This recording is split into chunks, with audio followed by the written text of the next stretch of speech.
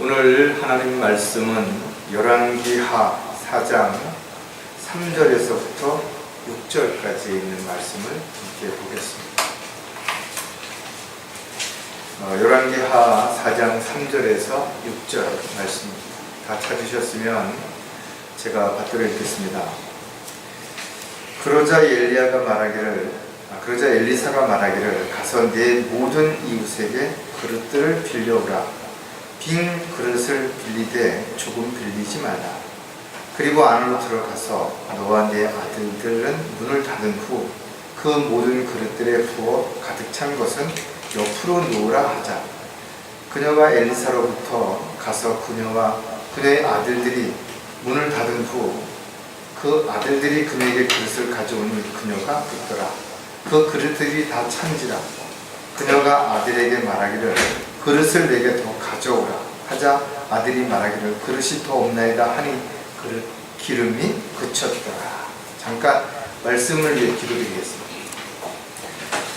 저희들의 삶을 주관하시는 주님, 또 저희들의 힘의 근원이 되시고 또 생명의 원천이 되셔서 날마다 저희들에게 필요한 양식을 주시고 또 저희들이 주님의 뜻과 계획 가운데 살아갈 수 있도록 환경과 여건을 조성해 주셔서 오늘날까지도 이렇게 안전하게 지켜주셨던 것처럼 앞으로도 주님 오실 때까지 단 한 사람도 나고함이 없이 믿음 안에서 선한 싸움을 잘 싸우고 주님 앞에 잘했다고 칭찬받을 수 있는 저희들이 될 수 있도록 돌보아 주시옵소서. 오늘 저희들이 마음을 드리고 또 몸을 드리고 이 시간 영과 진리로 경배 드릴 때 주님 기뻐 받아주시고 또 저희들이 한 주간을 살아가는 데 필요한 영의 양식을 공급해 주셔서 저희들이 열매 맺는 아름다운 간증의 삶을 살아갈 수 있도록 힘 주시옵소서. 부족한 종의 입술을 주관해 주셔서 준비케 하신 말씀을 정확하고 담대하게 증거할 수 있도록 도와주시옵소서. 저희들이 언제나 주님의 앞에 겸손하고 주님만을 바라보고 주님의 약속만을 믿고 살아갈 수 있도록 주님 도와주시옵소서. 이 시간 영으로 함께하는 가운데 저희들 모두가 위로와 힘을 얻게 하시고 또 마음에 결단할 수 있는 계기가 되게 도와주시옵소서. 다시 오실 우리 주 예수 그리스도의 이름으로 기도드렸습니다. 우리 주변에 돌아보면 참 교회 많죠. 새로운 아파트가 들어서고 그럼 어김없이 상가 주변에 한두 개의 교회가 세워집니다. 또 친척이라든지 직장 동료라든지 친구라든지 만나보면 교회 다니는 사람도 정말 많습니다. 그런데 제가 그런 주변 사람들하고 이야기를 나누면서 복음을 증거해 보면 의외로 복음을 잘 모르는 사람들이 많이 있다는 것입니다. 교회는 열심히 다니는데 다양한 그 종교들처럼 그냥 복 받고 마음이 편안하고 또 좋은 데에 갈 수 있을 거라는 기대를 가지면서 열심히 그런 종교 생활을 하는 사람들이 많다라는 것입니다. 복음을 생소해하는 사람도 있고 복음을 들었을 때 그것을 거부하는 사람들도 있어요. 참 안타깝습니다. 물론 교회를 다니는 사람들 중에 구원받지 못한 사람들이 있을 거라는 것은 누구나 생각할 수 있습니다. 하지만 의외로 너무 많다라는 것입니다. 여러분들은 지금 우리나라에 기독교인이라고 하는 사람이 통계가 들쑥날쑥하니까 잘 모르지만 어떤 통계는 한 860만 명 정도 된다 그러는 통계도 있고 심지어는 한 1200만 명 정도 된다라고 하는 부분도 있어요. 그 중에 구원받은 사람들이 과연 얼마나 될 것인가, 몇 퍼센트나 될까요? 참 구원받는 거 쉽지만 구원받은 사람들이 왜 적은 것인가요? 구원을 받는 방법에 있어서 잘못 알고 있기 때문에 그렇잖아요.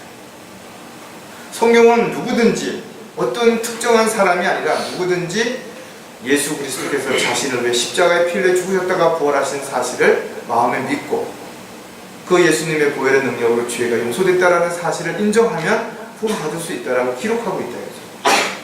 하지만 안타깝게도 교회를 열심히 다녀야 되고 헌금을 많이 내야 되고 무언가 불쌍하고 어려운 사람들을 도와줘야 되고 착하게 살아야 되고 이런 다양한 인간적인 뭔가를 거기에다가 가미하기 때문에 사람들은 자신이 구원에 대한 확신을 갖지 못한다는 거죠. 물론 여러분들이 그동안 거리설교라든지 개인적으로 구형을 통해서 많은 사람들이 구원받은 것을 느꼈고 도왔고 함께 기뻐했죠. 그러나 그들 중에 과연 지금 하나님을 올바로 섬기고 하나님의 일꾼으로 쓰임받는 사람들은 얼마나 되는 것인가요? 많은 사람들이 구원받자마자 영적으로 성장하지 못하고 실족해버리는 거죠. 또 어느 정도 성경을 공부해서 진리의 지식을 아는 것 같으더니 교만하고 자만해서 오히려 하나님을 대적하고 배교하고 타락하고 이렇게 많은 사람들이 구원을 받았음에도 불구하고 다시 세상으로 돌아갔기 때문에 하나님과는 무관한 삶을 살기 때문에 이 마지막 때에 복음을 전할 사람들이 부족한 것입니다. 진리를 증거하는 사람들을 찾아보기가 어렵다는 것입니다. 왜 하나님의 일꾼으로 그들은 쓰임받지 못하는 것인가요? 성경을 읽어보면 하나님의 도구로 쓰임받은 사람들은 분명히 준비되어져 있었음을 우리가 알 수가 있습니다.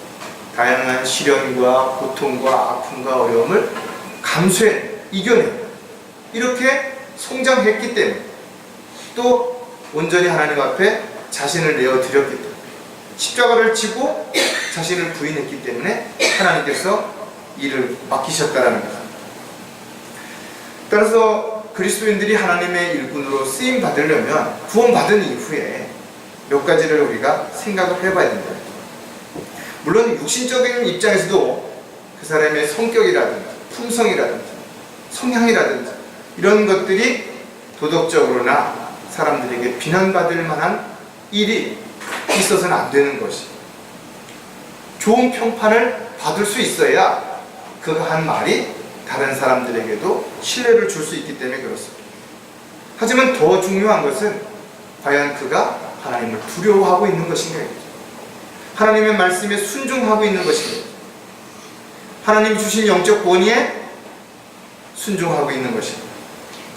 자신이 가지고 있는 것이 재능이든 은사든 오히려 그것을 감사하고 주님을 기쁘시게 하기 위한 그런 모습으로 살아가고 있는 것인가가 중요하다는 것입니다.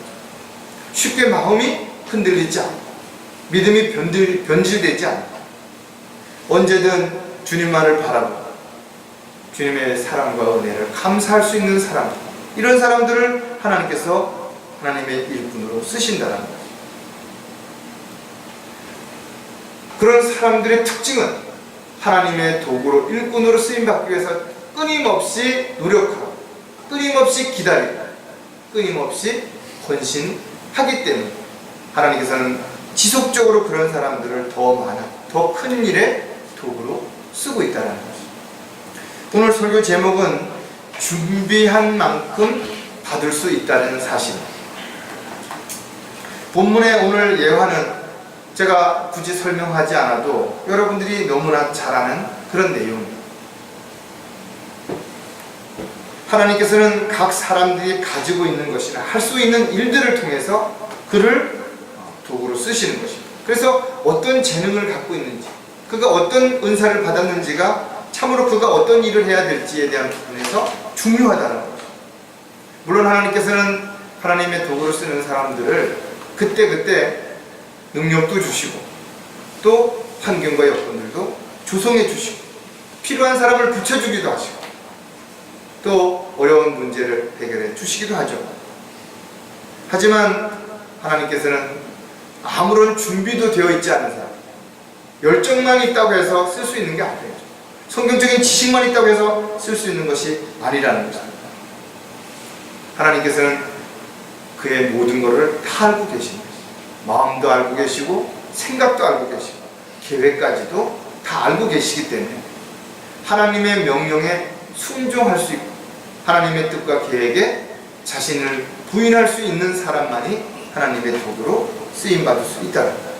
즉 하나님의 도구로 쓰임받는 사람들은 시기와 방법은 좀 다를 수 있어요. 그러나 이런 과정들은 누구나 크든 작든 간에 반드시 거쳐야 한다는 거죠.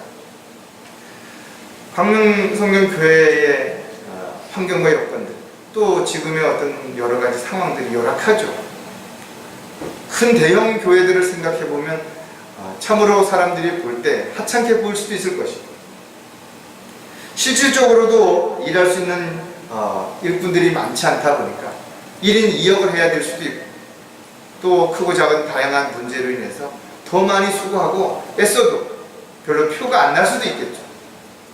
그러나 저와 여러분이 하나님 앞에 믿음을 가지고 비록 작은 일이라도 지금 각자가 해야 할 일에 최선을 다하고 있다면 하나님께서는 우리를 통해서 더 큰 일, 더 놀라운 일도, 더 많은 일도 분명히 하실 수 있다는 거죠. 중요한 것은 지금 내가 할 수 있는 일이 무엇인지, 지금 내가 해야 할 일이 무엇인지를 먼저 생각하는 것이죠.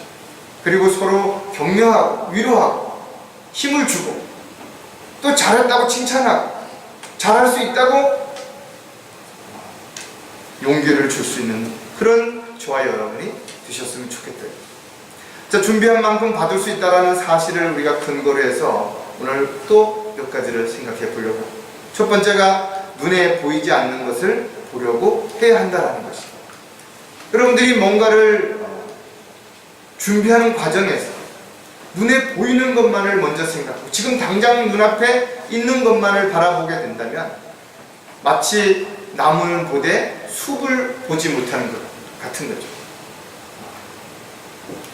세상에는 참 사람들을 유혹할 만한 것들이 많이 있습니다. 화려하고 멋지고 크고 좋고, 그죠? 이런 것들을 볼 때 욕심이 생기는 건 당연할 것입니다. 그러나 중요한 것은 보는 것으로 인해서 죄를 질 수 있는 확률이 높아지는 것이죠. 따라서 여러분들이 무엇을 보느냐, 무엇에 관심을 갖느냐는 그것은 참으로 중요합니다. 왜냐하면 보는 것만큼 생각하는 거예요. 아는 것만큼, 생각하는 것만큼 실행할 수 있기 때문에 그렇다는 거죠. 보고 들은 것이 적으면 당연히 생각이 좁아질 수 있습니다. 그리고 자기 주장, 자기 생각만 앞세울 수밖에 없다는 것입니다. 여러분, 카톨릭이 왜 매일 아기 예수만 이야기하는 것이냐? 왜 어머니 마리아만 이야기하는 것인가요? 은사주의자들은 왜 성경에 수많은 가르침이 있는데 병 고치는 이야기만 하고 있는 것인가요? 교회 다니는 많은 사람들이 오병이어의 예수님의 기적만 생각을 하고 있는 것인가요? 왜 그런 거예요?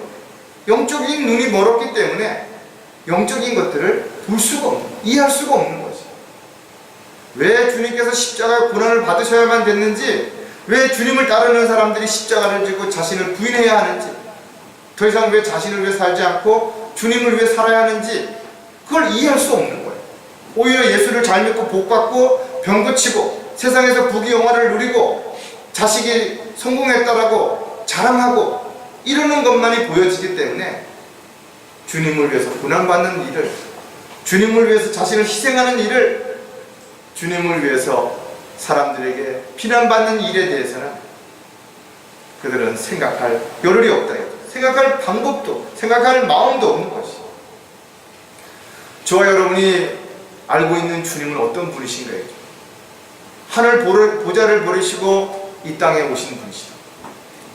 저와 여러분 벌레만도 못한 죄인들을 위해서 자신의 생명을 내어주신 분, 이제 그분이 만왕의 왕으로 만주의 주로 다시 오시게 되는 그분을 기다리는 사람들이에요. 그렇다면 우리는 좀 더 눈에 보이는 것보다 보이지 않는 것들을 볼 수 있는 영적인 안목을 가지고 살아가야 되는 것이 분명하죠. 좀 더 우리가 눈을 들어서 위를 바라볼 필요가 있다. 모든 일을 눈에 보이는 것이 아니라 보이지 않지만 더 중요하고 소중한 이런 것들을 영적인 안목을 가지고 볼 수 있는 저와 여러분이 반드시 되어 있는, 이것을 준비할 수 있는 그런 저와 여러분이 되셨으면 좋겠습니다. 자, 눈에 보이지 않는 것을 보려고 한다면 더 멀리 그리고 깊게 살펴보아야죠. 아브라함의 조카 롯은 어땠어요? 눈에 보이는 것만을 보았기 때문에 그는 소돔과 고모라 성이 물이 많고 비옥한 옥토가 있다는 사실만 보았던 것입니다. 실질적으로 그 성읍이 얼마나 타락했는지, 얼마나 많은 죄들이 행해지고 있는지를 보지 못했던 것입니다. 많은 사람들이 자신이 영적인 소경이라는 사실을 모르고 살아가는 것입니다. 교회는 다니고 있는데 왜 그들은 세상 사람들하고 동일하게 세상 사람들이 보는 것만 보는 것인가요? 자신의 눈이 영적으로 멀었기 때문에 못 보는 것입니다. 거듭나지 못한 사람들은 눈이 있어도 영적인 일은 알 수도 없고 이해할 수도 없죠. 영적인 것을 볼 수 없기 때문에 결국은 육신적인 것에만 관심을 가지고 그것만을 얻으려고 하고 그것을 자랑하려고 한다는 것입니다. 베드로후서 1장 9절에 그러나 이런 것들이 결여되어 있는 자는 눈 멀고 멀리 볼 수 없으며 자신이 옛 죄들에서 깨끗하게 된 것을 잊은 것이라. 여러분 한번 생각해보세요. 이런 것들이 뭐냐 이거죠. 믿음, 덕, 지식, 절제, 인내, 경건, 형제, 우애, 사랑, 이것이 없으면 눈이 멀었다라는 것입니다. 누구든지 형제 자매를 사랑하지 않으면 영적인 눈이 멀은 것이고 자기 형제를 미워하는 자는 어두움 가운데 있고 어두움 가운데 행하되 자기가 어디로 가는지 모르니 이는 그 어둠이 그의 눈을 멀게 하였습니다. 왜 형제 자매들을 진심으로 사랑해야 되는 것이에요? 사랑하기 때문에, 하나님의 사랑을 알았기 때문에, 영적인 눈으로 보기 때문에 사랑하는 것이에요. 그러나 왜 분파를 만들고 분열이 일어나고 서로 자기들만이 하나님을 잘 믿는다고 싸우고 그러냐 이거죠. 왜 자기들의 이권을 위해서는 법도 무시하냐 이거죠. 안 보이기 때문에 그런 것이, 볼 수 없기 때문에 그런 것이. 왜 마지막 교회 라오디아 교회는 눈 멀고 헐벗은 것을 알지 못하는 것인가? 그만큼 부유하고 컸는데 엄청나게 많은 사람들이 오고 엄청난 헌금이 들어오는데 왜 그들을 예수님께서는 눈 멀고 헐벗은 것을 알지 못하는 듯 하셨어요? 그들은 눈에 보이는 것 외에 영적인 것을 볼 수 없었기 때문이라는 것입니다. 눈에 보이지 않는 것을 보려고 한다면 지옥을 향해 달려가는 꾼들에게 연민을 가져야 한다는 것입니다. 육신적으로 여러분들 한번 보세요. 옆에 있는 지체들 뭐 대단한 사람이냐 이거죠. 무슨 사회적 권력이 뭐 높은 사람이 있어요 여기에? 아니면 무슨 엄청난 지식을 가지고 있냐 이거죠. 돈이 많은 것인가요? 사는 것도 힘들고 여러 가지 어렵고 힘든 상황 속에서 이런저런 문제들이 많은 지체들을 보면 인간적인 면에서 보면 참 딱하기도 하고 안타깝기도 합니다. 그러나 여러분들이 한번 영적인 눈으로 보시죠. 옆에 있는 사람들처럼 확실하게 보장된 사람들이 어디 있냐? 축복받은 사람들이 어디 있어요? 복받은 사람들이 어디 있냐? 이 세상은 잠깐 거기다 사라지는 안개처럼 사라지게 될 거예요. 순식간에 지나가게 될 거예요. 잘난 사람, 돈 많은 사람, 뭐 대단한 사람, 세계적인 뭐 권력과 명예, 부. 그런데 어느 날 보니까 TV에 나와요. 그 사람이 돌아가셨다는 거. 뭐 부도가 났다라는 거. 어떤 문제 해가지고 명예를 실추했다. 요즘 뭐 미투 운동이라 그래가지고 그런 뉴스 많이 보죠. 노벨상, 노벨 평화상, 뭐 노벨 무슨 문학상인가까지 거론되던 사람도 지금 그런 상황이. 예술 분야에서 뭐 대부 뭐 무슨 뭐라고 불리던 사람도 그러고 한 순간이라. 그럼 그 사람은 자신의 명예만 없어진 거 아니에요? 그 자식들은, 그 가족들은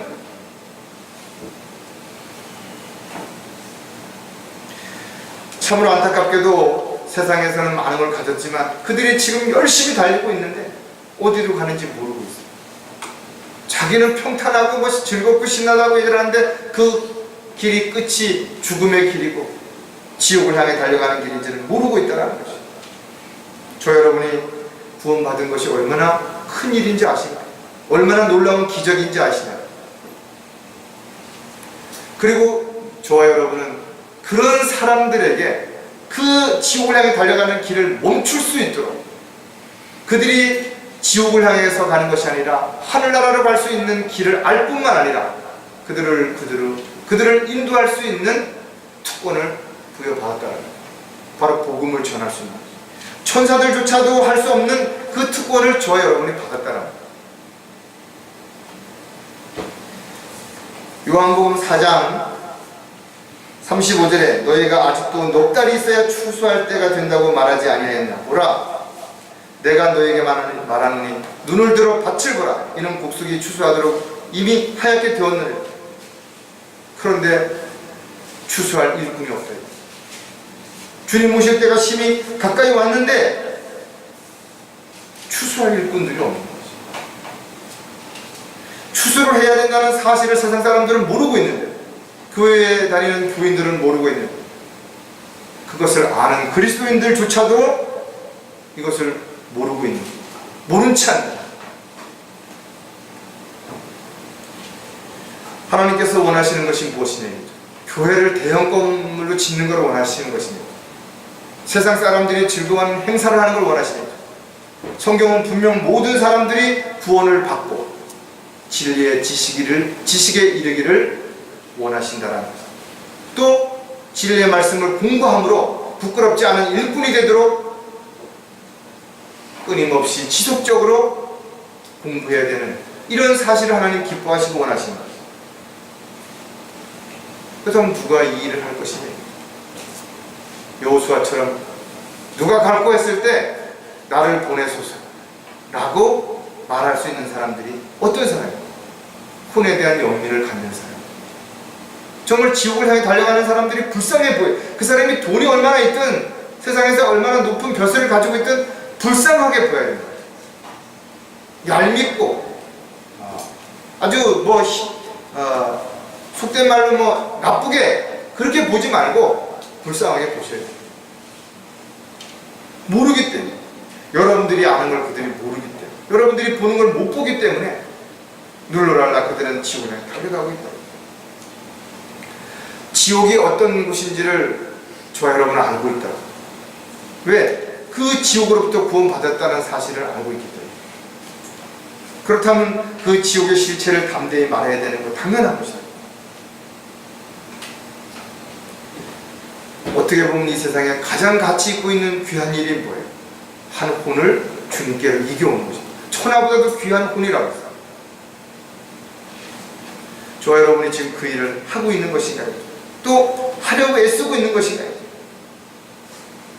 한 번쯤 자신을 돌아봐야 돼요. 자신을 점검해 볼 필요가 있다. 또 한 가지, 눈에 보이지 않는 것을 보려고 한다면 영적인 안목으로 위에 있는 것들을 보라는 것이다. 왜 구원받은 그리스도인들조차도 영적인 일보다 육신적인 일에 더 관심을 갖냐고요. 왜 하나님 중심이 아니라 사람 중심으로 살려고 하는 것이냐. 위를 바라보지 않기 때문에 그렇습니다. 세상을 바라보기 때문에 그렇습니다. 세상을 사랑하기 때문에 그렇다는 겁니다. 영적인 눈이 아니라 육신적인 눈으로 바라보게 된다면 저와 여러분도 동일하게 세상 사람들처럼 세상에 있는 것들의 마음을 빼앗기게 되고, 그런 걸 갖고 싶고 그런 걸 누리고 싶고 그런 걸 자랑하고 싶은 마음들이 인해서 끊임없이 죄로부터, 유혹으로부터 벗어날 수 없게 된다는 겁니다. 저와 여러분은 머지않아 주님 앞에 모두 서게 될 것이고, 그리스도의 심판상 앞에서 구원받은 이후에 어떻게 살았는지에 대한 평가를 반드시 받게 될 것이고, 얼마나 많은 상과 유업을 받게 될지 지금 우리는 알 수 없죠. 그러나 분명하게 우리는 그것들을 보게 될 것입니다. 그리고 그 자리에 서서 기뻐할 수도 있고 부끄러워할 수도 있을 것입니다. 마태복음 6장 19절에 너희 자신을 위해 땅에다 보물을 쌓아두지 말라. 거기는 좀이나 녹이 해치며 또 거기는 도둑들이 뚫고 들어와서 도둑질하느니라. 땅에 아무리 많은 걸 쌓아놓아도 아무것도 가져가지 못한다. 또 내가 아무리 지키려고 해도 한순간에 약탈당할 수도 있고 빼앗길 수도 있어.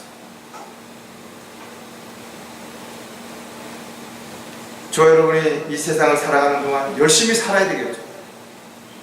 열심히 노력해야 될 것이다.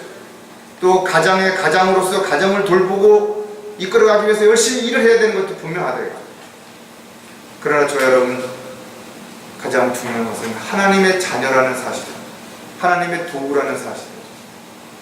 그렇다면 저 여러분이 하나님의 일만 열심히 하다 보면 그러면 어떻게 먹고 살아야 되느냐? 라고 생각할 수도 있다. 여러분이 정말 하나님의 뜻 가운데서 하나님을 기쁘시게 하기 위해서 열심히 그렇게 사는데도 불구하고 사는 게 너무 힘들다, 너무 많은 문제로 인해서 고통받는다면 그러면 주님 앞에 따져야죠. 여러분 기도하십시오. 왜 내가 이렇게 사는데도 왜 난 이렇게 할 수 없냐? 왜 나만 힘드냐고. 하지만 주님은 주의 앞에서 옳게 행하면 이미 받은 줄로 믿으라. 무엇이든지 구하면 주실 것이라. 절대 버리지도 아니하시고 외면하지도 아니하시고 떠나지도 아니하시는 분이 우리 바로 주님이시다. 주님은 우리가 우리의 마음을 보물이 있는 곳에 두지 말아요. 그것도 특히 땅에, 세상에 사람들에게 두지 말라는 것입니다. 저 여러분이 영적인 안목을 가지고 위에 있는 것을 바라보게 되면 세상에 있는 것들 대부분이 하찮은 것입니다. 대단한 거 아니에요? 여러분, 강릉에서 가장 큰 빌딩이라고도 할 만한 건 없지만 가장 큰 건물이 어떤 거예요? 대단한 거 같아요. 강릉시청이 제일 높은가요? 아니면 저 경포대에 있는 그 무슨 새로 지은 호텔이 제일 높은지 잘 모르지만, 그러나 그런 거는요, 서울에 가면 수도 없이 많았어요. 수도 없이 많아요. 강릉에 좀 땅 좀 가지고 있다라는 사람이 강릉에 내 땅 안 받고 지나갈 수 없다고 큰 소리 칠지 모르지만, 여러분 한번 세계 지도를 펴놓고 강릉을 한번 짚어보라고. 어디 있는지 눈에 뵈지도 않는 거예요. 저 여러분이 영적인 눈으로 보면 세상에 있는 수없이 사람들이 자랑하는 것들 아무것도 아니에요.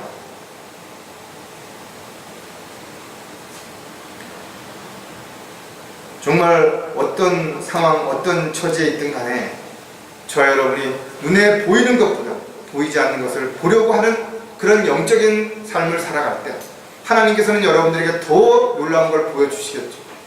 그리고 그것을 행할 수 있는 능력도 반드시 주실 것입니다. 자, 두 번째, 준비한 만큼 받을 수 있다는 사실을 알았다면 망설이지 말고 담대하게 말할 수 있어야 됩니다. 여러분, 옳으면 옳다라고 말할 수 있어요. 틀렸으면 틀렸다라고 말할 수 있어야 됩니다. 그리스도인들은 자신이 한 말에 대해서 신중해야 되고 또한 자신이 한 말은 반드시 책임을 져야 할 것입니다. 그래서 여러분 함부로 맹세하면 안 되는 거죠. 뭘 해주겠다, 뭘 어떻게 하겠다, 땅으로도 하늘로 사람들 앞에도 그렇게 하지 말라는 거죠. 그냥 여러분이 할 수 있으면 하면 되는 겁니다. 셋째 하늘에 올라가서 놀라운 광경을 본 사도 바울의 입장을 한번 상상을 해보시라고. 눈으로 한 번도 본 적도 없고 상상할 수도 없었던 어떤 일들을 보았다면 이건 뭐 말이 안 나오겠죠. 또 그것을 말하들 누가 믿겠냐? 아무도 안 믿을 것입니다. 그래서 여러분들이 셋째 하늘에 대해서 이야기하고 앞으로 영원히 우리가 살 새 예루살렘에 대해서 세상 사람들이 얘기하면 세상 사람들이 뭐라 그래요? 비웃어요, 비웃어. 그런 게 말이나 되냐고. 말이 안 되죠.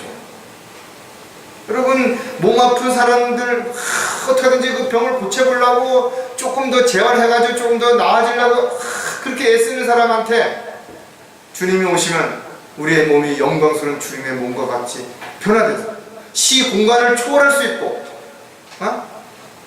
지혜가 충만해서 모든 걸 다 할 수 있고, 그렇게 이야기하면 사람들이 어떻게 생각해요? 이 사람이 이게 정신이 나갔나? 이해가 안 되겠죠. 안 될 것이죠.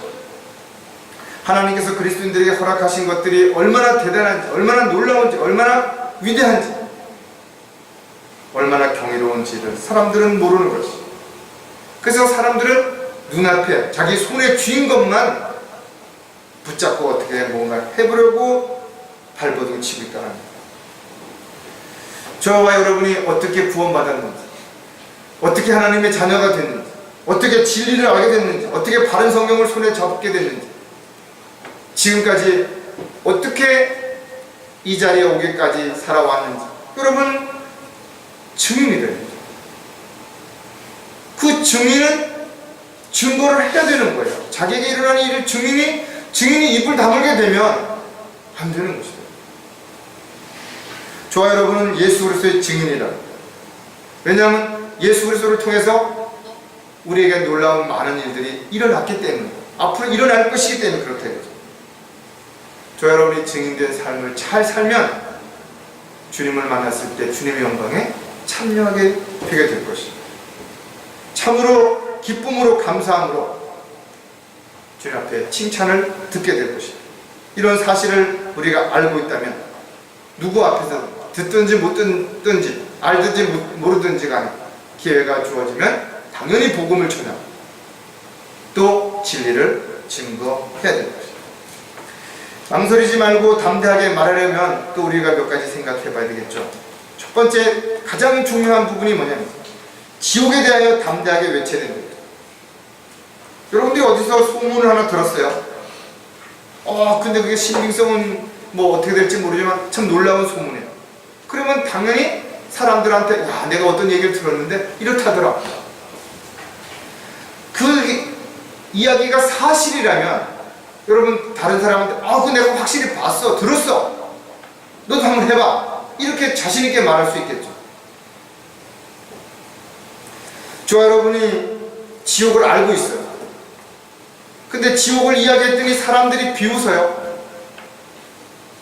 그래서 여러분들이 입을 닫으면 비겁한 겁니다.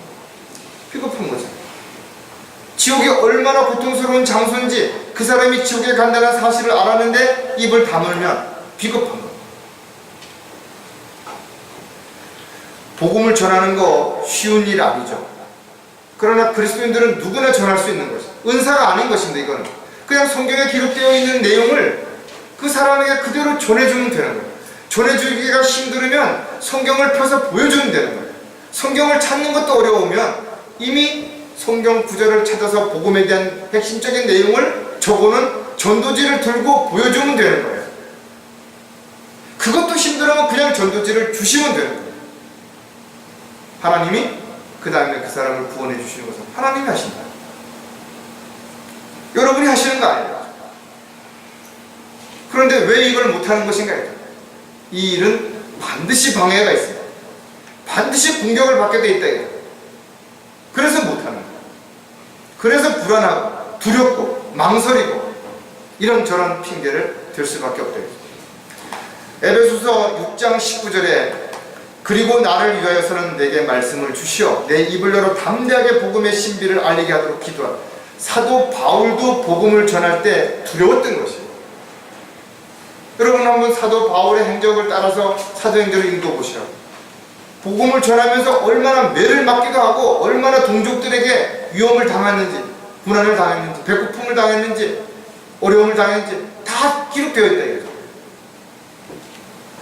그래서 사도 바울 같은 사람도 무엇을 부탁한 것이 나를 위해서 기도해달라 이거죠. 내가 어디 가서 누구 앞에서는 담대하게 입술을 열어서 복음을 전할 수 있도록 나를 위해서 기도해달라고 기도 요청을 했던 거예요. 복음 아무나 전하는 거 분명 아니에요. 그러나 전해야 된다. 저와 여러분이 이 마지막 때 죄와 심판과 지옥에 대해서 담대하게 말해야 되는 것이죠. 믿음과 보혈과 은혜에 대해서 우리가 누구 앞에서든지 담대하게 말할 수 있습니다. 왜? 그래야 그 사람들이 구원을 받을 수 있고 진리를 알 수 있는 기회가 주어집니다. 예수 믿으면 복 받습니다. 예수 믿으면 좋은 데 갑니다. 이런 거 백날 천번 해봐야 그 사람이 구원받는 거 아니에요. 교회에 열심히 데리고 나와서 밥 사주고 선물 사주고 교회 일요일날마다 아침에 가서 차 태워오고 그런다고 그 사람이 구원받는 거 아니라고. 정확하게 복음을 들어야 구원을 받을 수 있어요. 자기가 지옥에 간다는 사실을 알아야 되는 것이고 자기가 지옥에 갈 수밖에 없는 죄인이라는 사실을 인정해야 구원받을 수 있게 되는 거지. 요나처럼 도망가서는 안 된다. 저와 여러분은 담대하게 지옥에 대해서 외칠 수 있도록 기도해야 되는 것이고 또 그렇게 용기가 없으면 지체들에게 기도 요청을 반드시 해야 됩니다. 망설이지 말고 담대하게 말하려면 주님의 사역을 위해 넓게 입을 열어야 된다. 하나님의 사역은 당연히 마귀가 방해하죠. 하나님의 일꾼 당연히 일을 못하게 막을 것입니다. 하나님 앞에 헌신하지 못하도록, 영적으로 성장하지 못하도록, 기도하지 못하도록, 성경을 읽지 못하도록 마귀는 수단과 방법을 안 가리는 거예요. 그게 가까운 사람이든지 무슨 직장 동료든지 누구를 통해서도 방해할 수 있다는 거예요. 이렇게 열악한 가운데서 자신의 믿음을 지키는 것이 누구나 할 수 있냐 이거죠. 아무나 할 수 있는 일은 분명 아닌 것입니다. 저와 여러분은 아무나 할 수 있는 거 아닙니다. 이 자리에 저와 여러분이 와 있다라는 거 아무나 올 수 있었으면 벌써 차고도 넘쳤을 것이다.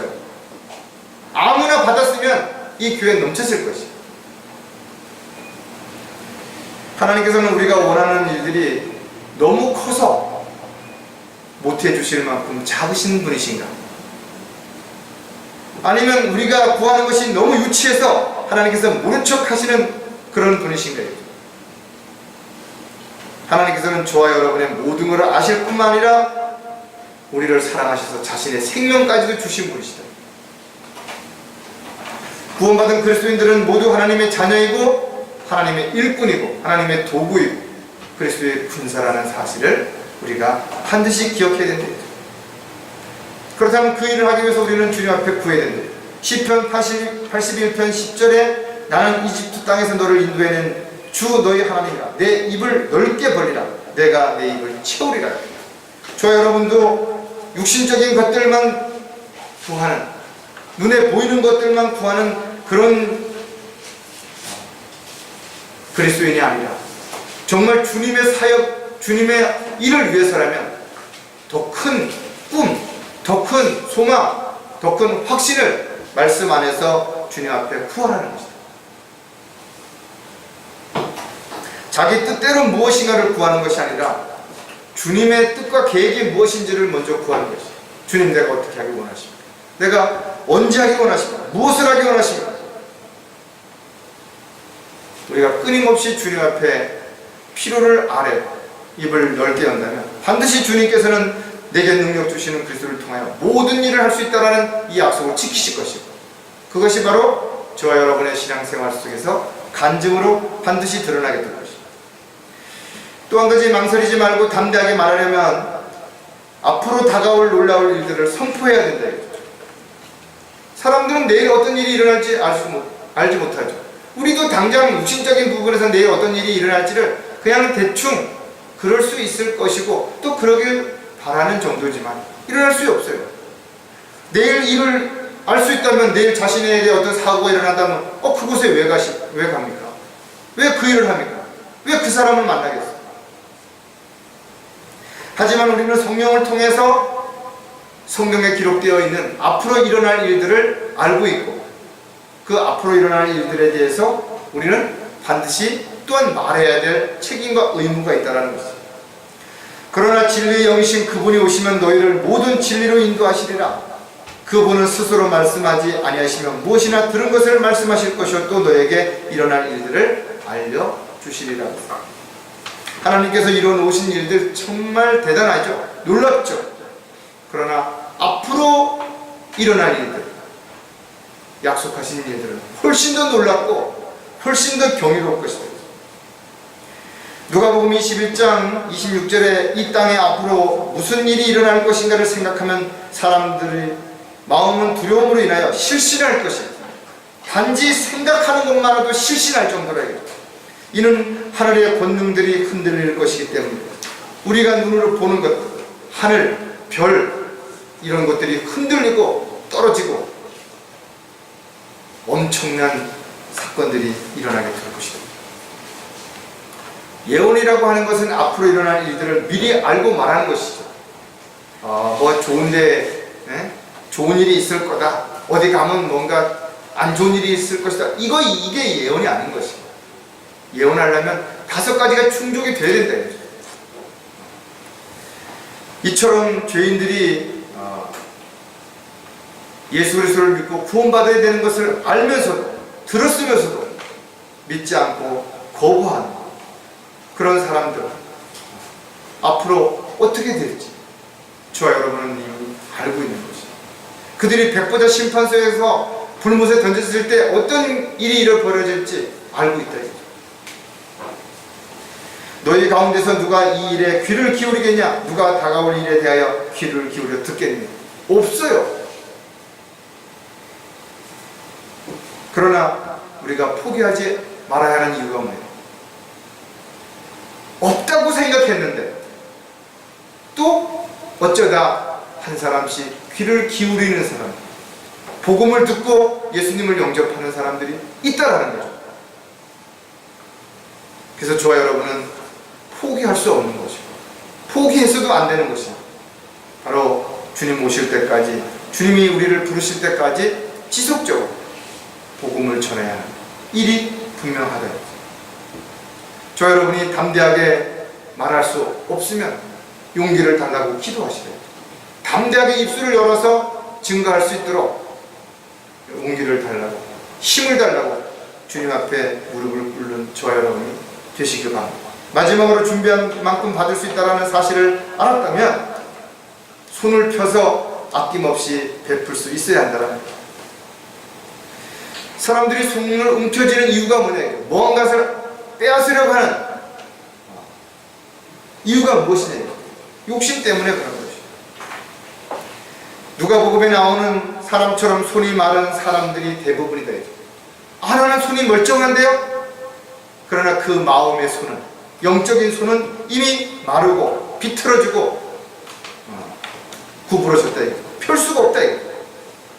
손이 있어도 손의 역할을 다하지 못한다. 손이 있어도 아무것도 나눌 수 없다. 저 여러분은 수단과 방법을 동원해서 움켜잡고 있는 것들,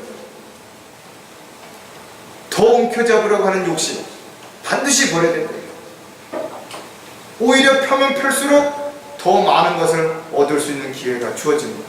주면 줄수록 더 많은 것이 주어진다. 이것이 세상적인 법칙하고 다릅니다. 하나님의 방법은 세상 방법하고 다른 거예요.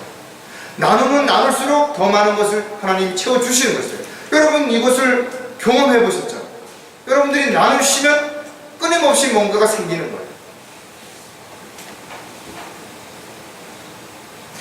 혹시라도 여러분들이 다른 힘든 사람들을 구해내기 위해서 손을 내미는 것이 아니라 등을 떠미는 손이 되지는 않는지, 힘든 사람에게 무엇을 주기 위해서 내미는 것이 아니라 그 힘든 사람이 들고 있는 무엇인가를 뺏으려고 손을 내미는 건 아닌지 자신을 끊임없이 점검해 볼 필요가 반드시 있다.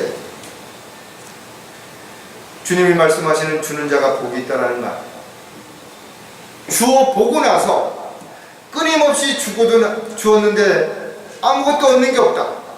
그때 가서 주님 앞에 따지래요. 주어보지도 않고 주는 자가 복이 있다라는 말은 말이 아니에요.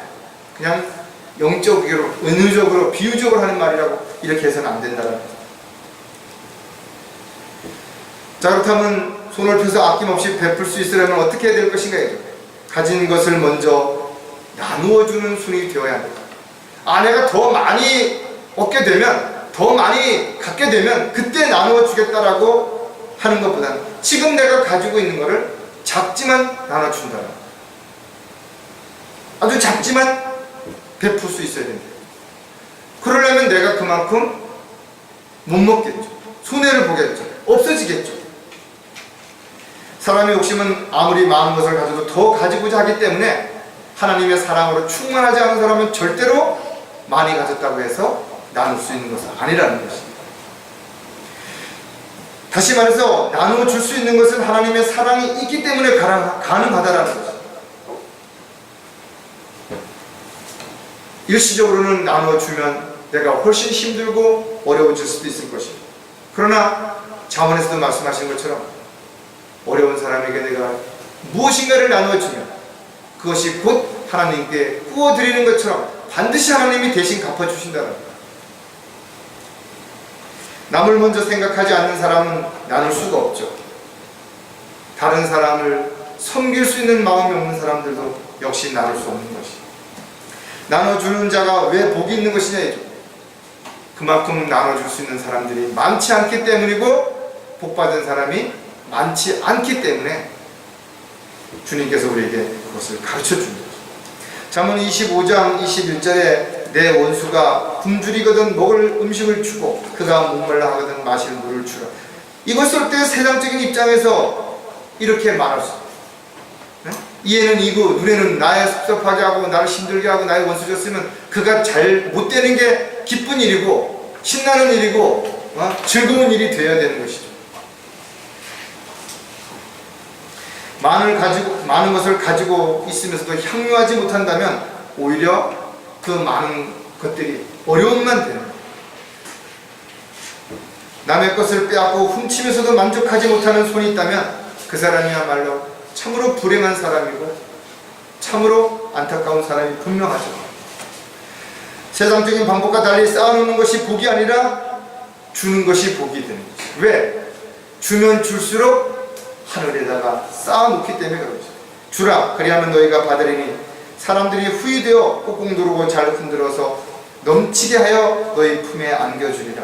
이는 너희가 남에게 되어주는 그 말로 너희가 되어 받게 될 것이기 때문에 비록 그리스도인들이 세상에 베푼 것이 이 세상에서 얻지 못한다 하더라도 보상받지 못한다 하더라도 주님은 이것을 반드시 기억했다가 그리스도의 심판석 앞에서 반드시 갚아주실 것이죠.